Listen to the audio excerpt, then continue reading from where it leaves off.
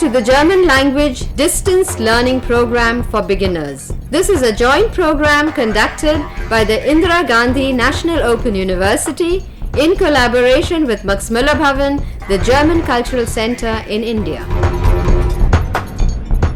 Herzlich willkommen zum Fernkurs Deutsch als Fremdsprache für Anfänger. Ein gemeinsames Programm zwischen der Indira Gandhi National Open University und dem Goethe-Institut Max Müller Bhavan, dem Deutschen Kulturzentrum in Indien.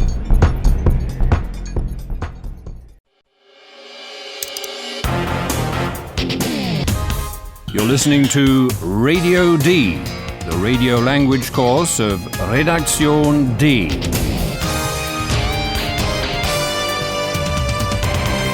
A joint project of the Goethe Institute and Deutsche Welle Radio. The author is Herat Mese.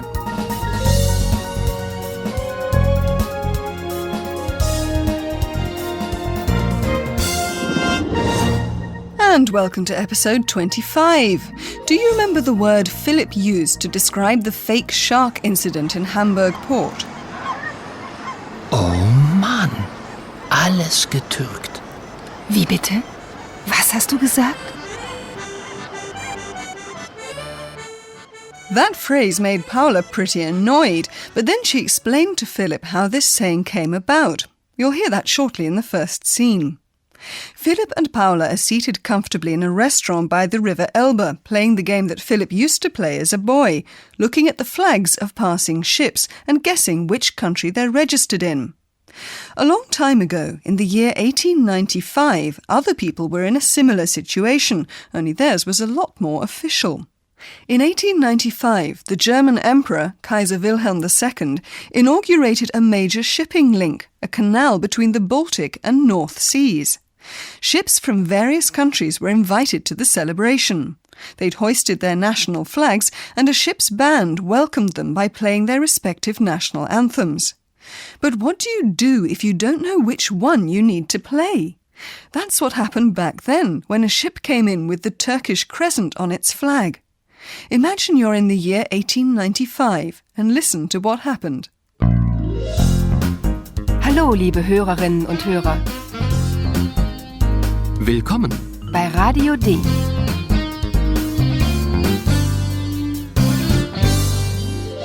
Radio D. Das Hörspiel. Try to find out how the musicians cope. The moon, Mond, has a role to play.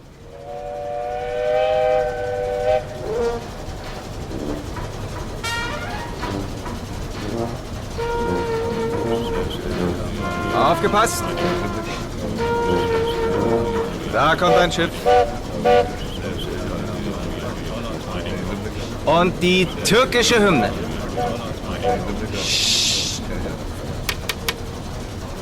Los geht's.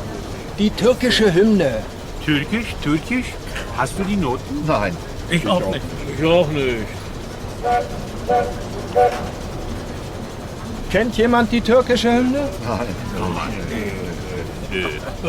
Und was spielen wir jetzt? Wir improvisieren.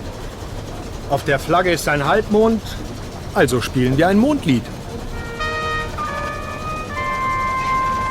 Los geht's. Der Mond ist aufgegangen.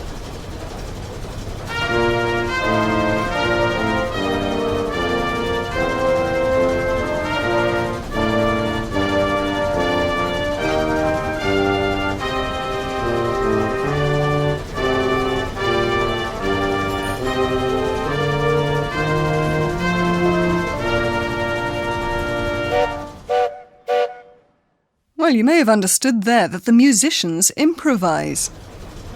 Wir improvisieren. But their improvised choice is not randomly selected. The ship's flag shows a crescent, a Halbmond in German, or a half moon, the German word for crescent. Auf der Flagge ist ein Halbmond. And that's why the bandmaster decides to have them play a moon song. Also spielen wir ein Mondlied.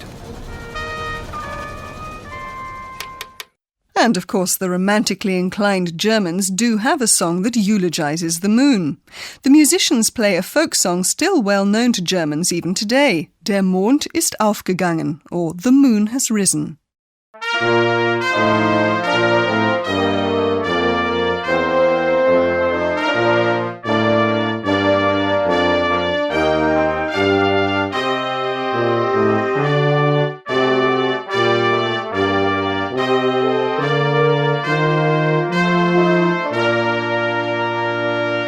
No one knows the Turkish national anthem, which doesn't surprise me because the Ottoman Empire at the time didn't have an anthem, so no notes for it could have been written down.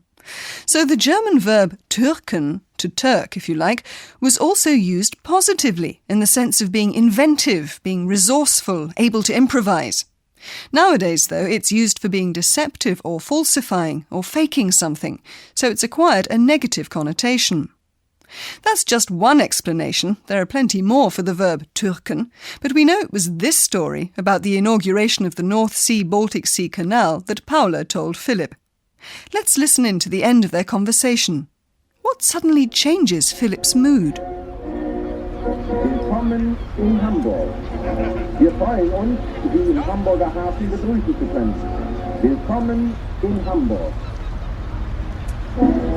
Türken? Etwas improvisieren? Klingt ja interessant.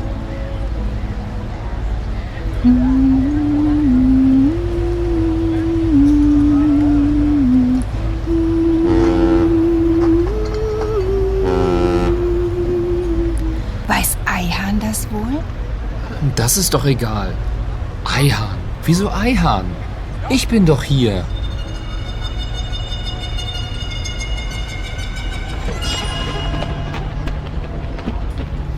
Sehr romantisch.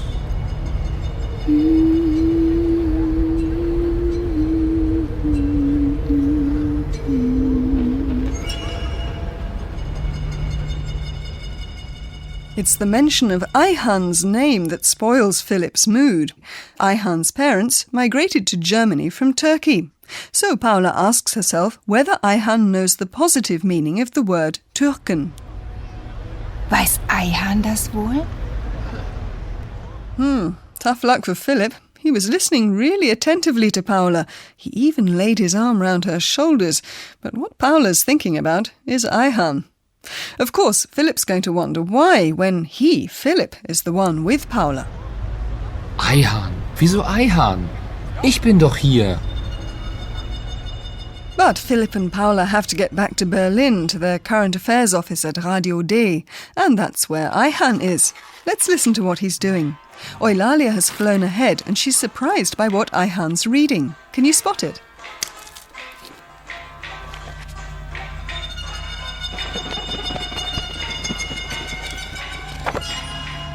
Hallo Ayhan. Hallo Eulalia. Was liest du denn da? Zeig mal. Oh, ein Buch über Eulen. Komme ich da auch vor? Das weiß ich nicht. Willst du mitlesen? Ich kann doch nicht lesen. Liest du mir vor? Bitte. Na klar. Also, die Eulen fliegen vor allem nachts. Sie fliegen leise Und sind klug und weise. Das stimmt, Paula. aber das steht hier nicht. Ayhan's reading a book, which you might have gathered through the connection with the verb to read. Oh, ein Buch über Eulen. There are lots of pictures of owls in the book, which is of course why Eulalia wants to see if she's in it too. Komme ich da auch vor? Not likely, we reckon, but diplomatic as Ayhan is, he asks Eulalia jokingly whether she'd like to read along. However, as she can't read, Eulalia asks Ayhan to read to her. Willst du mitlesen? Ich kann doch nicht lesen. Liest du mir vor? Bitte. Ayhan has scarcely begun to read out loud when Paula returns from Hamburg in a good mood, and she's sure to have a lot to tell. Too bad, though, that we can't stay for that, because here's our professor needing our attention again. Und nun kommt wieder unser Professor. Radio D. Gespräch über Sprache. Hello again. So, Ayhan's reading a book about owls. I want to use the occasion to tell you something about the verb lesen, to read. Eulalia can't read. Ich kann doch nicht lesen. And that's why she has to ask Ayhan to read to her. Liest du mir vor? Bitte. I see what you're getting at, Professor. There are two things to look out for here. Vorlesen is a verb with the separable prefix vor. Vorlesen. Yes, that's right. And with the verb lesen and some others, the vowel in the verb stem changes. In the third and second persons, the letter E, pronounced E, becomes IE, pronounced E. Let's listen to that again. Lesen. Was liest du? Was liest du denn da? Verbs that change their vowel still do so even if they have a prefix, as in the case of lesen and vorlesen, for example. Vorlesen. Liest du mir vor? I think that's enough for today, though. Thanks, Professor. Thank you. And we'll stop reading things to you now and let you hear those scenes again.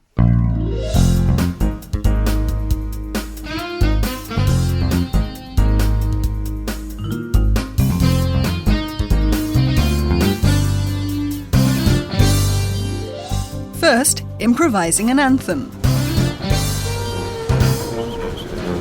Aufgepasst! Da kommt ein Schiff. Und die türkische Hymne. Los geht's. Die türkische Hymne. Türkisch, Türkisch? Hast du die Noten? Nein. Ich auch nicht. Ich auch nicht. Kennt jemand die türkische Hymne? Nein. Und was spielen wir jetzt? Wir improvisieren. Auf der Flagge ist ein Halbmond, also spielen wir ein Mondlied. Los geht's. Der Mond ist aufgegangen.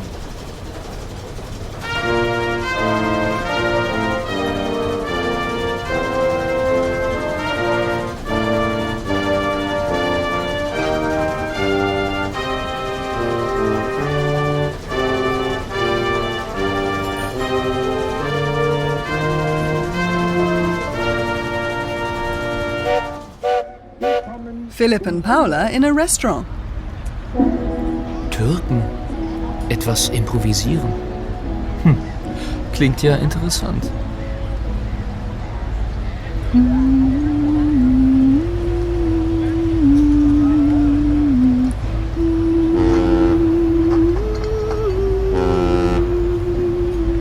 Weiß Ayhan das wohl? Das ist doch egal. Ayhan. Wieso Ayhan? Ich bin doch hier.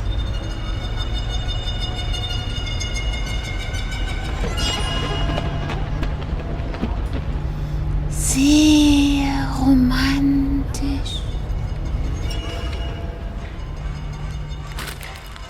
And listen to what Ayhan's doing.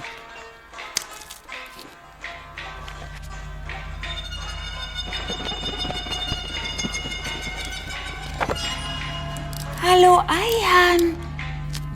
Hallo Eulalia. Was liest du denn da? Zeig mal. Oh, ein Buch über Eulen. Komme ich da auch vor? Das weiß ich nicht. Willst du mitlesen? Ich kann doch nicht lesen. Liest du mir vor? Bitte. Na klar. Also, die Eulen fliegen vor allem nachts. Sie fliegen leise und sind klug und weise. Das stimmt, Paula. Aber das steht hier nicht. In the next episode, something unforeseen happens, something that particularly doesn't make Paula happy.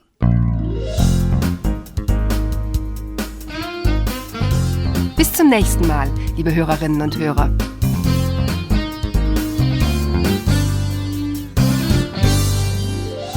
You've been listening to Radio D, a German course of the Goethe Institute and Deutsche Welle Radio.